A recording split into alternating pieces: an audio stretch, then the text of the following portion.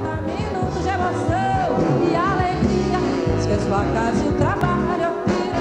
Fica lá fora dinheiro, fica lá fora a cama, fica lá fora a mesa, fica lá fora... Aquele que fala que não tem uma equipe, vai me desculpar, mas é um mentiroso. Porque não é como você gostar de futebol sem você ter um time, sem você frequentar um campo de jogo. Tem que ser um profissional, né? Então você tem a sua equipe, beleza, legal, bacana, mas você é um profissional. Então muitas vezes, onde tem muitas equipes, onde tem vários rivais, ou onde tem um rival, se você vai trabalhar no jogo daquele time, é como se fosse o jogo da sua equipe quando criança, né? Defendo a ideia de que tem que ser, sim, parcial, porque é um ser humano. Eu acho que o telespectador, o ouvinte, percebe exatamente quando você está brincando, está dando uma de torcedor, que a brincadeira é inerente às coisas do esporte, ou quando você está sendo sério, está querendo passar por cima de sua preferência clubística e dar uma opinião mais embasada na técnica, na realidade da competição. O narrador, ele tem essa capacidade de pegar o lance, de criar, ele não inventa, mas ele passa essa emoção o tempo todo para aquele que está do outro lado com o seu radinho. Os narradores, eles levam um jeito muito especial. Eles são os olhos de quem está ouvindo. Por isso a transmissão radiofônica é tão especial. 44 segundo tempo, se tiver 2-1, ainda vou na fé, aquela coisa que eu uso, tentar e tal. Mas alguém que me conhece minha transmissão, vai saber que está um pouco difícil, né? Agora, se vê uma transmissão, pode ligar 40 minutos, que eu estou vibrando muito e tal, acho que vai saber que o Cruzeiro está indo bem. Isso acontece com a maioria dos locutores, né? A emoção, você tem que vivê-la realmente para passá-la, né? Ela tem que ser autêntica, né? É verdade que em algumas ocasiões, em alguns jogos, você vê que a partida é muito ruim, você aumenta um pouco o ritmo de sua narração, acima daquilo que o jogo devia permitir, exigir. Porque tão ruim é a partida. Então, às vezes, a gente enfeita um pouquinho, o que não significa mentir. Ataca o time do Galo para dominar, tá pela extrema direita, lá vai o Gerson, ergueu para a boca do gol, bola para Pedro, Paulo, cabeceou para o gol, o goleiro Fábio. Tem que passar emoção, mas com credibilidade também, né? Igual você falou, um lance sei lá, ali muito longe do gol, passa, raspa, não, se passou longe, passa longe. Narrar o jogo, como o jogo está acontecendo, quer dizer, a bola está no meio campo, você tem que falar que a bola está no meio campo, na ponta direita, né? Ou aproximando-se da grande área. Pedro Luiz Paioiello foi o maior locutor esportivo que o Brasil já teve. Interessante, ele não tinha um gol comprido, né? Ele era vibrante, mas não muito, mas ele te dizia assim: onde está a bola, quem está com a bola, quais são as chances que ele tem de fazer a jogada. Ele tem fulano de tal à direita, tem fulano à esquerda, te dá uma ideia ampla do jogo. PC tenta sempre o drible pela direita, Edinho Armado recupera, tenta o chute para o ar, e gol!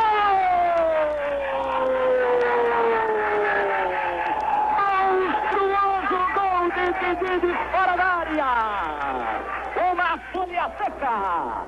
Não existe jogo ruim, você faz o jogo. O narrador, acho que ele tem que primar em saber fazer um jogo, levar um jogo, ter o jogo nas suas mãos, né? O narrador acha que dando uma velocidade maior, ele cria até um passe que às vezes não existe, né? Que ele com isso ele atrai mais o ouvinte. O que acontece é o seguinte, ele faz isso e às vezes perde o gol, que é o momento principal. Eu acompanhava a bola, né? Estava ali, nós chutou, entrou, eu gritava gol. O primeiro homem vai penetrando, atenção, já dentro da grande área, pode cruzar, lançou, passou para todo mundo, entrou na linha, gol!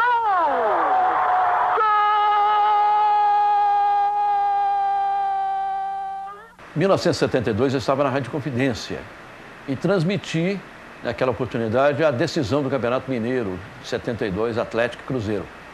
Foi um jogo que o Mineirão estava lotado e o Atlético saiu na frente através do Dario e o Palinha, o velho Palinha, o Eustáquio, marcou o gol de empate e marcou o segundo, o gol de desempate, que foi um golaço. E eu fiquei tão emocionado naquela época que comecei a gritar gol, gol, gol, gol, gol, e aí ficou aquele gol, gol, gol. A bola passa, gol, gol, gol, gol. Você tem a emoção, não é apenas no momento, a emoção de alegria, tem a emoção de tristeza também, né? E aquele jogo do dia 5 de março, a gente guarda a data de 1977 entre o São Paulo e o Atlético aqui no Mineirão, quando o Atlético tinha disparado o melhor time do futebol brasileiro. acabou perdendo na cobrança de penalidades máximas, né? Outra grande emoção foi quando o Atlético foi campeão brasileiro em 1971, dia 19 de dezembro, no Rio de Janeiro. Todo mundo, os grandes já tinham sido campeões brasileiros, e o Cruzeiro não. Em 2003 teve aquele time que foi campeão da Tríplice Coroa, e eu acho que aquele jogo contra o Paysandu, que quase 100 mil pessoas no Mineirão, e o Cruzeiro precisava vencer independente de qualquer outro resultado do Santos, e ganhou, fez um golzinho no começo do jogo, com 6 minutos, 7 minutos, aquela loucura, foi um gol numa falta aqui do lado direito, né, que ele bateu com a perna esquerda, e aí o Nobre subiu na bola, o Cris tentou tocar, não conseguiu, e a bola passou direto e entrou, e aquilo foi uma explosão, acho que foi um dos momentos emocionantes. Cruzeiro Internacional, aqui nesse campo,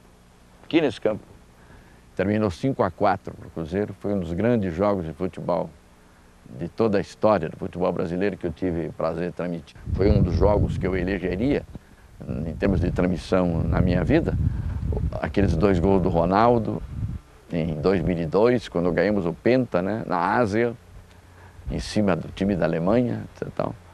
Então, sensacional. Narração da final da Copa do Mundo dos Estados Unidos, Brasil e Itália, né? Sensação 0-0 no primeiro tempo, 0-0 no segundo, prorrogação, e fomos para o pênalti, né? O Vila narrava um pênalti, eu narrava outro pênalti. Eu parei naquele chute do Roberto Baggio, que chutou por cima, e o Brasil foi campeão do mundo. Essa direita, chutou, para, Brasil, campeão! Brasil, Vini! Brasil, tetracampeão mundial! É uma loucura o estádio! O Brasil é o melhor do mundo! Brasil, tetracampeão mundial dos pênaltis! Grande experiência mesmo, grande momento foi a Copa do Mundo 1950, e que eu transmiti todos os jogos mais importantes. O chefe da equipe era o Paulo Nunes Vieira, o meu padrinho, e ele me designou para fazer a transmissão fora de Belo Horizonte. Eu falo que eu comecei a radiar futebol quando era garoto, porque eu radiava meus jogos de botão, fazia meus próprios campeonatos, eu mesmo, né, narrando. Eu acho que eu aprendi a radiar futebol foi ali, porque eu gostava demais. Aquilo eu fazia com amor e continuo fazendo com amor até hoje, aí depois de quase meio século, né? Não é permitido, mas eu pratico a bigamia, que o primeiro casamento meu é com rádio, né, e o segundo é com a Rejane, que eu amo demais, e ela aceita tudo isso. Juntando os dois, eu vou fazer 20 anos de casado, com 30 anos de rádio, 50, quase que a minha idade. Foi contra o Vasco. O Cruzeiro venceu de 1-0. Naquele jogo, eu atingi a marca de 1.400 transmissões só do Mineirão. Eu já tinha 1 ano e meio de rádio quando o chefe da equipe, um rapaz chamado Quintiliano Machado Neto, um bom locutor que o Paraná teve, disse, a gente conversava sempre, sei que você gosta de esporte, você não quer ir domingo ao estádio? Vai lá, faz um teste com a gente, vê como é que você sai. Você tem voz boa, você improvisa bem, você gosta de futebol? Claro, tá. Aí me convidaram para comentar uma preliminar de aspirantes. Aí fiquei lá esperando. O locutor transmitiu o primeiro tempo, quando começou o intervalo, ele me anunciou, tal. Eu comecei a comentar no intervalo. Aí quando passaram uns 12, 13 minutos, eu digo, daqui a pouco volta aqui o fulano de tal, para a transmissão do segundo tempo, porque os jogadores começaram a voltar, se posicionaram, eu comecei, tá aqui, daqui a pouquinho ele chega, tá? E a bola rolou, rapaz, e o cara não voltou. O chefe da equipe estava no corredor, segurou o sujeito, não deixou voltar para ver o que é que eu fazia. Aí a bola rolou, eu comecei a transmitir, até hoje. Correu para o ataque, meteu para Marques, dominou Marques, invadiu a área, pode fazer, atirou Marques, é gol! É gol! Gol de Marques! Gol do Atlético!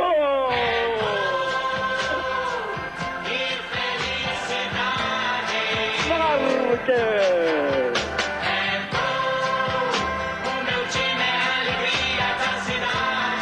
Milésimo gol do Atlético no Campeonato Brasileiro. Uma marca histórica para a vida do Galo. São 1000 gols do Atlético no maior campeonato de futebol do Brasil. Números que alicerçam a liderança do Galo no ranking da máxima competição nacional.